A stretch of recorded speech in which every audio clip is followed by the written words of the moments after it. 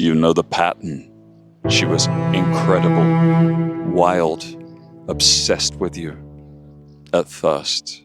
Then she started testing, going cold, doing things that made no sense, that hurt, until eventually she was gone and you were left alone in your grief. You called her Crazy, the BPD X. Maybe she was. But here's what nobody told you. You created that. You aren't alone. It's a pattern that repeats. I'm going to use the Joker to show you because he does exactly the thing that nice guys do that causes her to disconnect and drive you into your personal hell loops. When Harley sees the Joker manifesting an intense reality that she identifies with, it creates powerful attraction.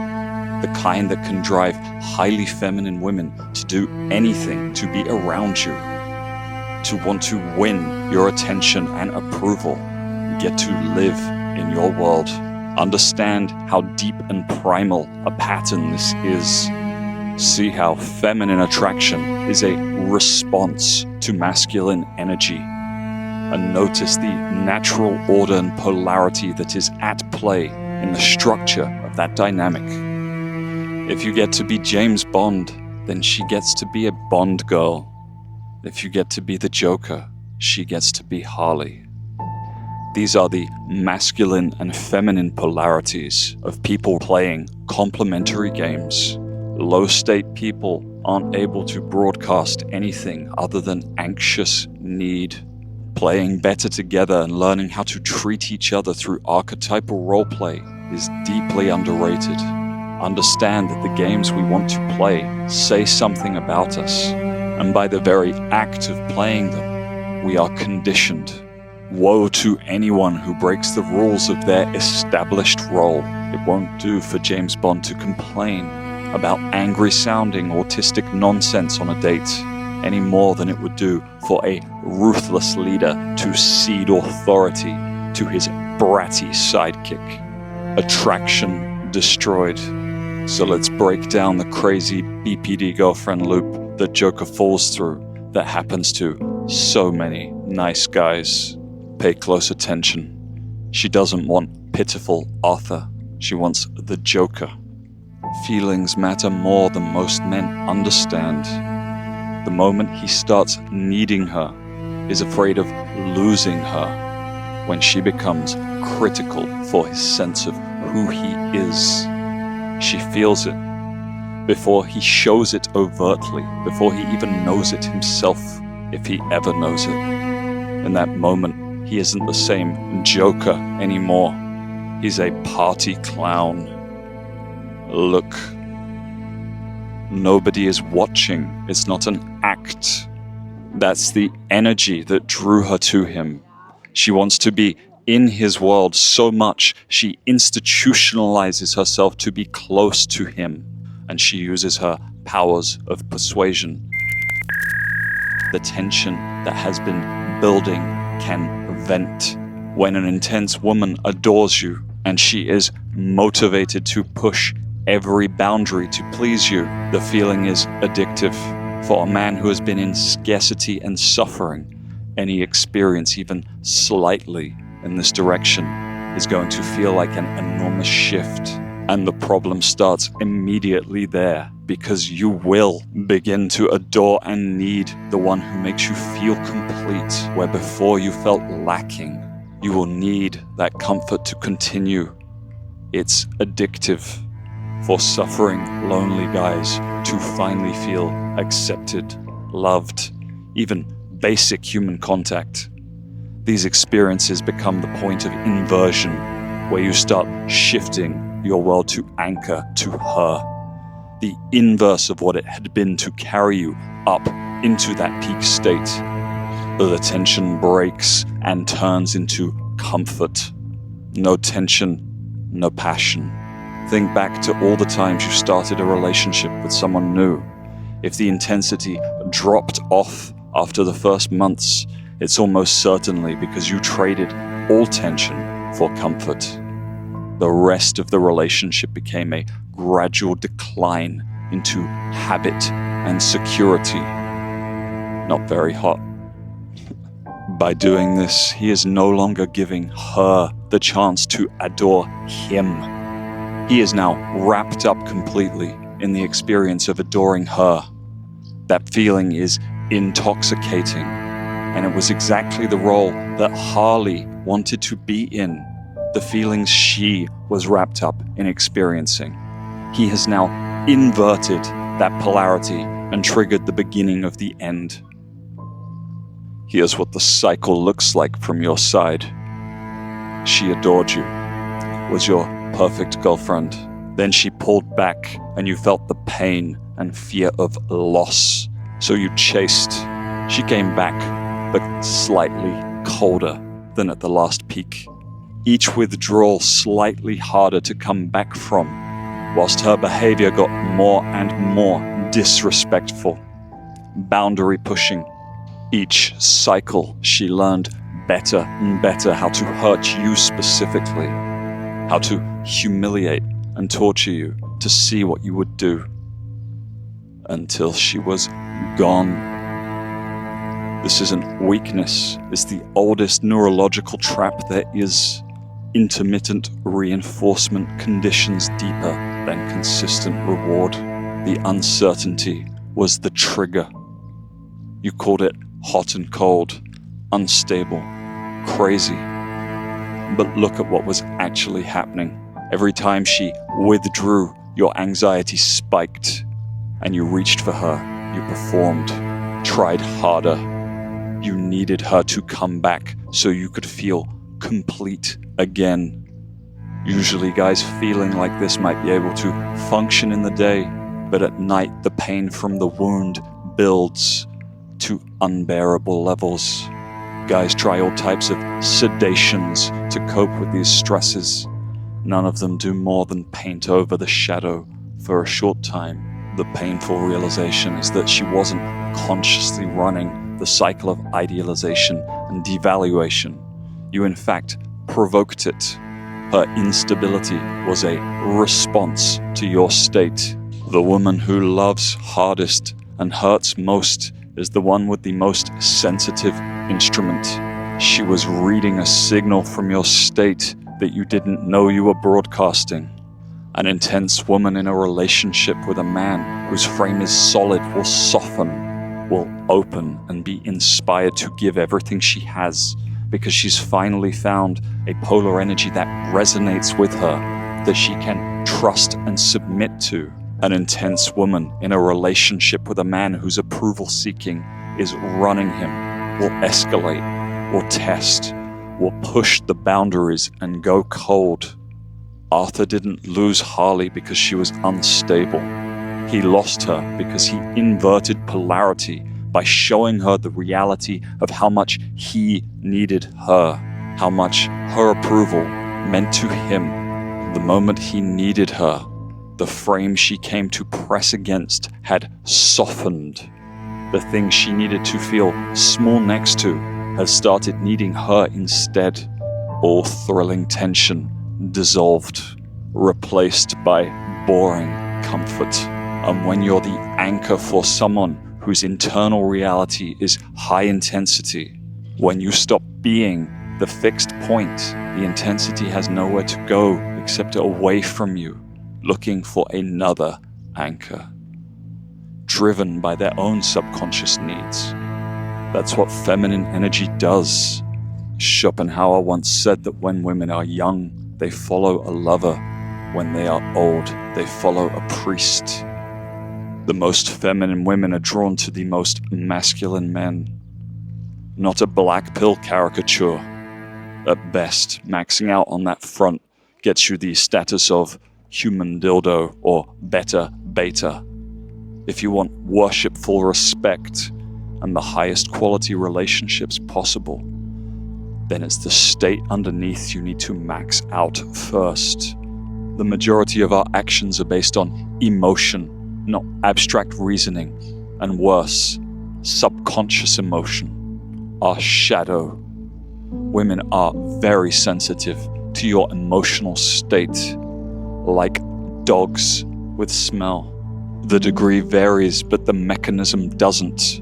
They read your energy and respond. They don't care about why. They don't care about what you think is fair. This isn't abstract emotional intelligence. What I'm telling you is that most women have a good overlap with the skills of an FBI body language expert. And if this is the first time you're hearing this, then I guarantee that all your relationships will take a massive upgrade with audit tools and understanding. They intuit your internal reality and respond based on how you've made them feel in the moment. That is also largely predetermined by their own changeable state. They aren't looking for your version of what you believe should make a good guy and be rewarded fairly by love the right way.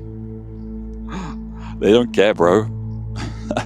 Most women don't even like most men and are reinforced to think of you in either abusers or somewhere between a handbag and a slave. The only reason they would care what you think is if they already respect and adore you. Other than that, they couldn't give a fuck. It's not what you said, it's how you said it. In the case of Harley, or any woman who defines herself in relation to a powerful man, her sense of herself depends on the greatness of the man. They are specifically not equals, they are complements. She wants to sublimate to a powerful leader and live her role in relation to him. There is no Joker. It's just me.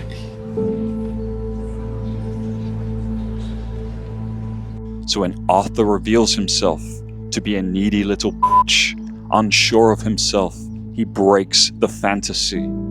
His low state is repulsive, and going along with that is his adoration, need, relief at connecting with Harley. The more he does, the less he is who she needs him to be to adore him.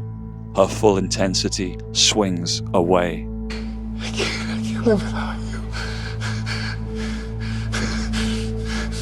Please, we're having a baby. She doesn't gradually fall out of love. She disconnects, stays focused on herself, drawing her narcissistic supply from the reflected respect of being the Joker's girlfriend. You become increasingly peripheral as she decouples her sense of self from you and exits onto better things, a complete rejection of your love. It seems unfair, but by seeking to push her into a pseudo-mummy role, you broke the social contract with her. You inverted the polarity she needed and created a repulsive push emotionally that creates increasingly intense waves of disconnection and anxious need. Hell loops. The men who feel angry this is how women operate are still hypnotized. The adult equivalent of believing in Santa Claus. The staircase, alone in his own world. No explanations, excuses, performance. No judgment that can make him question his sense of self. The courtroom, arguing his own identity to a crowd, needing a verdict from outside himself to confirm who he is. Same man, different internal state. Women don't think their way to attraction, they feel it. And what their nervous system registers before any thought forms is whether this man has a center or whether he is trying to anchor to hers. The staircase tells you. The courtroom tells you. There's a specific architecture running in men who end up in this cycle. It's not weakness. It's not a character flaw. It's a pattern installed long before she arrived. One that roots the confirmation of your own reality through an external signal.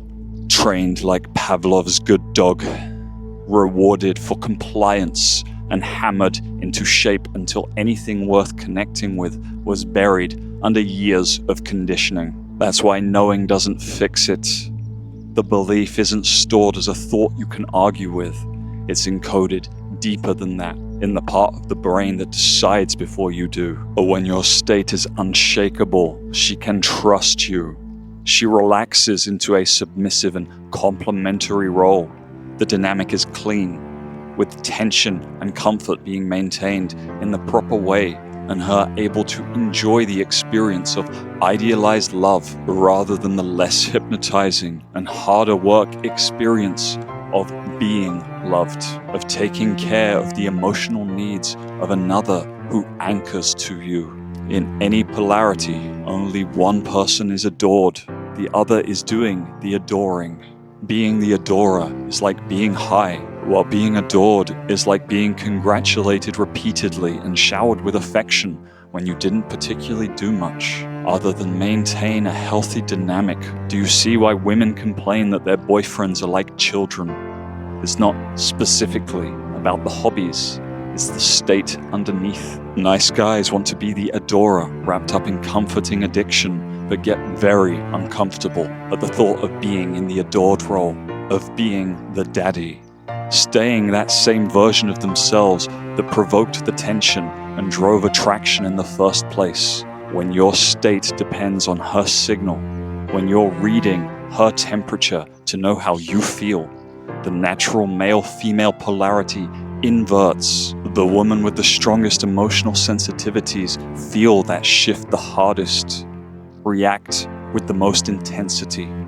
They wanted to adore someone worth respecting. They don't want a people-pleasing, nice guy who is afraid of losing them. Behavior follows state. He externalized a reality so entirely on his own terms that it restructured reality, made it exactly how she wished it would be. There was no seeking of permission, no checking the response, just action from a man whose internal world had become the only world that mattered. She doesn't run, she doesn't recoil, she becomes addicted, obsessed. She will do anything to be in his orbit, to live in the world he creates and have a role in it.